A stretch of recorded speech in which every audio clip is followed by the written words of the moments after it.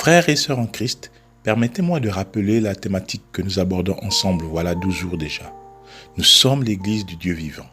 C'est une proclamation de notre identité en Dieu, Père de notre Seigneur Jésus-Christ. Une volonté de vivre pleinement en condition ce que nous sommes en position en lui, selon le bon plaisir de sa volonté.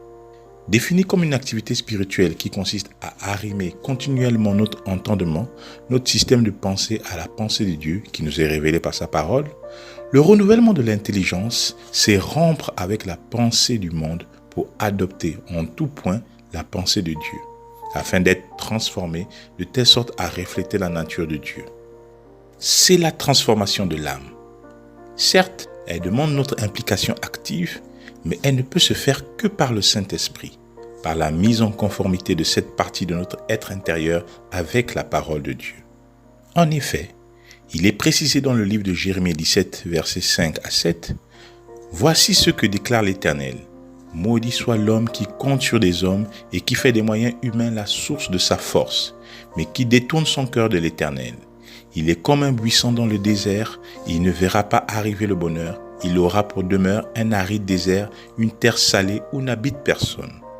Béni soit l'homme qui se confie en l'Éternel et place sa confiance en l'Éternel.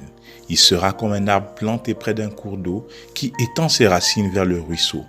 Il ne redoute rien lorsque vient la chaleur. Ses feuilles restent vertes. Il ne s'inquiète pas pendant l'année de sécheresse et il ne cesse pas de produire du fruit. Le renouvellement de l'intelligence diffère donc de ce qu'on appelle la pensée positive. Vous est-il déjà arrivé de vous battre avec une pensée? Malgré tous les efforts que vous pouvez faire, elle est là. À beau la chasser, elle revient au galop. Il arrive parfois qu'après la conversion, une personne soit plus consciente de sa vie passée que sa nouvelle vie en Christ. Et au lieu de se réjouir de sa nouvelle identité, elle croule sous le poids des pensées de culpabilité.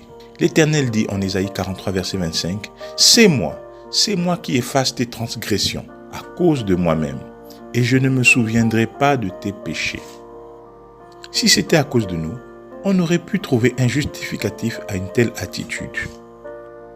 Mais c'est à cause de lui-même que Dieu a pris cet engagement. Quelle qu'ait été notre vie passée, il ne se souvient plus de nos transgressions. Au verset 18, il déclare, « Ne vous rappelez plus les événements du passé, ne considérez plus les choses d'autrefois. » Si lui que nous avons offensé ne se souvient plus, nous n'avons pas de raison de le faire. Les gens cherchent désespérément la paix. De nous-mêmes, nous ne pouvons pas la trouver.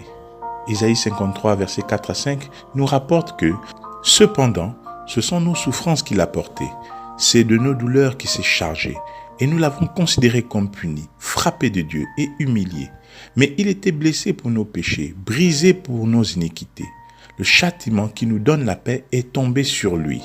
Et c'est par ses meurtrissures que nous sommes guéris. » Aimeriez-vous payer à nouveau quelque chose qu'il a été pour vous? Non. Alors, faites valoir vos droits. On connaît l'histoire de ce fils prodigue qui, après avoir dilapidé son héritage, est revenu dans la maison de son père. Toutefois, on parle moins de son frère aîné. Luc 15, à partir du verset 25, nous dit « Pendant ce temps, le fils aîné travaillait au champ. Sur le chemin du retour, quand il arriva près de la maison, il entendit de la musique et des danses. Il appela un de ses serviteurs et lui demanda ce qui se passait. Le garçon lui répondit, « C'est ton frère qui est de retour. Ton père a tué le veau gras en son honneur parce qu'il a retrouvé sain et sauf. » Alors le fils aîné se mit en colère et refusa de franchir le seuil de la maison. Son père sortit et l'invita à entrer. Mais lui répondit, « Cela fait tant d'années que je suis à ton service. Jamais je n'ai désobéi à tes ordres. Et pas une seule fois tu ne m'as donné un chevreau pour festoyer avec mes amis. Mais quand celui-là revient, ton fils, qui a mangé ta fortune avec des prostituées, pour lui, tu tues le veau gras. » « Mon enfant, lui dit le père, tu es constamment avec moi, et tous mes biens sont à toi.